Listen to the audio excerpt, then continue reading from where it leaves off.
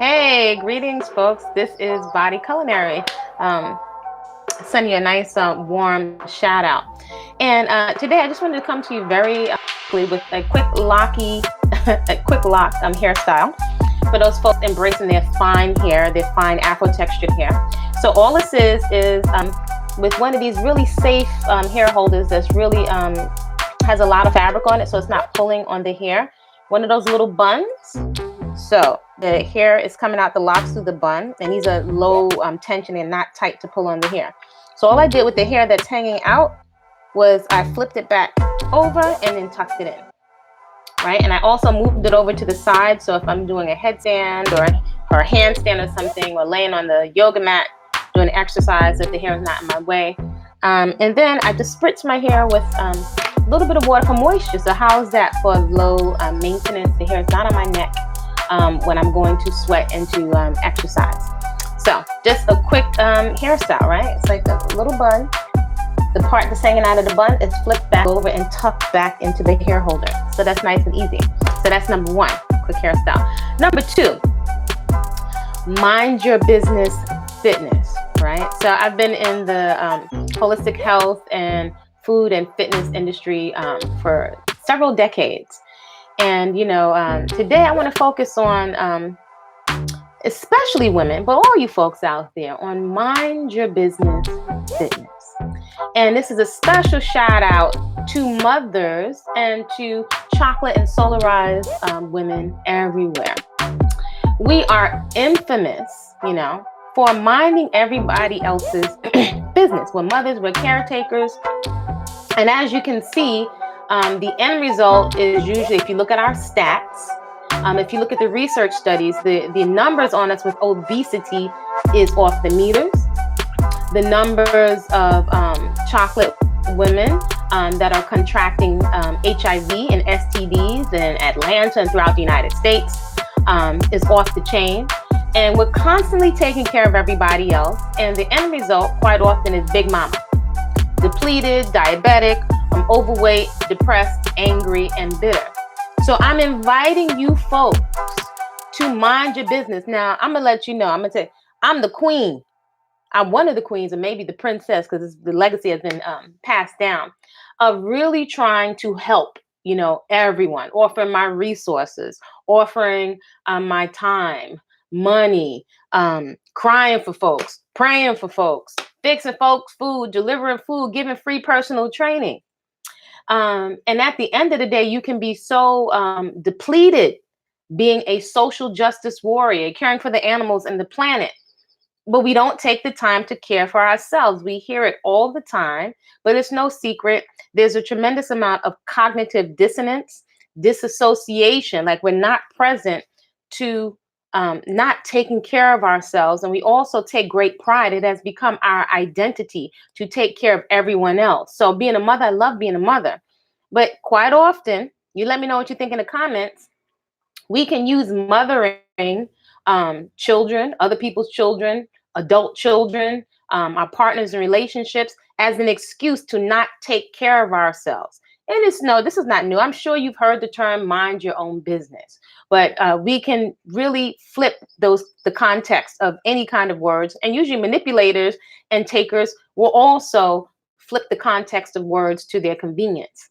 Ultimately, it's our responsibility, right, to take care of ourselves. If we're angry, if we're bitter, if someone has been very ripped and very fit and been through all different kinds of phases, I've been there, even though I don't eat processed foods at this point. I was a junk food junkie. I could easily be several hundred pounds overweight. I don't have most of my thyroid, and I could eat foods to soothe me and for comfort just like anybody else. But when you get it, I say there's nothing like clarity, because when you get clear, take it from someone, a former greedy person, someone that really likes to eat. There's certain things that you can't pay me to eat because I'm so clear on the suffering, right? As someone that had a whole bunch of acne, it took me years, to figure out what I was doing, to clean it up. We all know to eat healthy. But all that soothing myself with food, even if it was tons of nuts and roasted nuts and, unprocessed foods, by the way, whole living foods is huge in my toolbox. That's helped me a lot. But I just want to emphasize, mind your own business first. Mind your business. So I'm dedicating for those folks that are interested in the coaching and Facebook group that's starting soon for group coaching and individual coaching. I invite you to mind your own business. I'm a mother, you know. We're so much distraught over our children, and we're scared for our children. But the example that we set with taking care of ourselves, we underestimate the leverage that that has. We underestimate the inspiration and the motivation for our men folks and for younger children. We underestimate how motivating it is for people to see us taking care of ourselves first, unapologetically. I'm not saying shuck your responsibility if you have small children or don't take care of your responsibilities, but you cannot, we hear it all the time, you cannot give, you cannot take care of other people if you don't take care of yourself. And if you are doing it, it has an expiration date. You will fizzle out eventually. Even if you have lots of makeup and you look great on the outside, we like to think that black doesn't crack. We crack on the inside. And the amount of psychological stress, emotional and mental stress takes its toll on our midsections. It takes its toll on our lives. Sometimes we're just so depressed, but we snap right into and we are able to perform for everyone else. We can raise money for people, take care of people, massage people, give people enemas, colonics, take them on vacations. I mean, just go through all this service to other people, and it's not balanced because we're not doing it for ourselves. So I encourage you to mind your own business, and mind your own business first. Sometimes you got to not be available when people are calling you because you're busy somewhere, either in a treadmill or constructing your home gym or getting your sweat on, or you're somewhere preparing your food. And sometimes when people are calling with a whole bunch of bad news, that can really throw you off of your mojo. You might have taken the time to exercise. You might be on the high, but as soon as you make your ear available to folks for whatever trials and tribulations they're going through, you can lose your energy. And to top it off, if people are not going to be proactive in their own lives, people will, and these could be people that you love, people close to you, family members, partners. People can come and complain to you and get you all riled up emotionally, and you're going gung-ho for them and not be putting the same amount of time and effort into themselves that you're putting into them. And so it will cost you. It's making a withdrawal from your energy bank, from your focus bank, from your zeal for life bank. Stress will give you a big gut, extra weight. It will be a downer. Mind your own business. And I'm also talking to myself. I'm communicating with myself this early day. I invite you folks to mind your own business. And if you're interested in some coaching and minding your own business and setting up a schedule, because that's a lot of times what's missing. If you're interested in coaching, hit me up in the DM. Check me out on body-culinary.com. For those folks that are really interested in making a change, it's going to require a mindset more so than buying more things and more workout tops and heart rate monitors and more calendars and programs.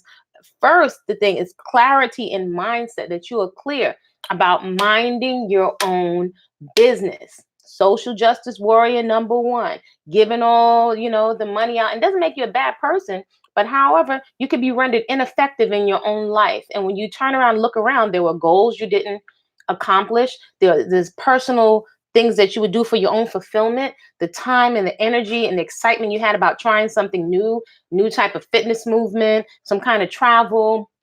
I'm going to go to Thailand to do some Muay Thai. You will lose your energy and your motivation caring about everybody else and distinction. When these same people you're putting out all this effort for, it doesn't mean you don't have affection for them, but they're not putting in the grunt work. They're not willing to really do something and be proactive about change.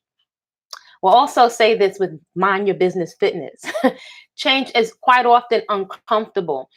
The momentary enthusiasm does wear off, right? And this is where most of us fall short, even after around New Year's or the holidays, getting new memberships or treating yourself to personal training packages. You're not going to get in shape just by hanging out with the personal trainer. You're not going to get in shape by coming to the session and complaining. Even if you feel uncomfortable, if you embrace the discomfort, because it took something, usually not minding our own business, to lose our flexibility, to lose our strength, and to put on all this extra weight and to be adipose tissue or fatty weight. I'm not talking about muscle weight, but it took something for us to get to a point where we lose our strength and our fitness, sometimes imperceptibly. We don't notice that it's leaving. So when you're busy minding everybody else's business, I invite you to consider what it's costing you, the withdrawal that's being made. So it doesn't mean you don't care for people, that you don't have affection for people, that you don't love them, but that love often gets misconstrued, and we have a tendency to make our identity the caring for other people. But if we look at our results, something is off, and the end message that we're giving our children, definitely the males, the young males and the males in our family, when we don't care for ourselves, it's not panning out. It's not panning out for us, and we're quite often left bitter, angry, resentful, and don't have our health and vitality. So Black can crack from the inside. I invite you folks out there to mind your own business. Prioritize getting your health and fitness in first before anyone else. That's what works.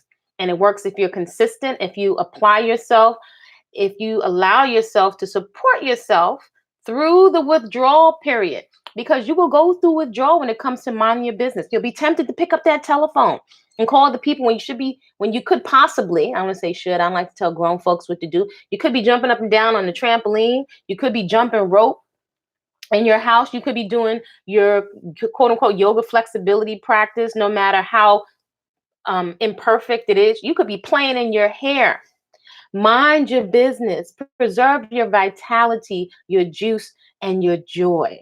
This is Body-Culinary, inviting you to mind your business today and to take the time to prepare the best possible foods available to yourself, cruelty-free, first to me, and then to everybody else. It's simple. It's simple, but if we're consistent, we'll get the results that we're looking for. Invest in yourself. Create a great day on purpose. And you know how to get in contact with me, info@body-culinary.com. See you soon.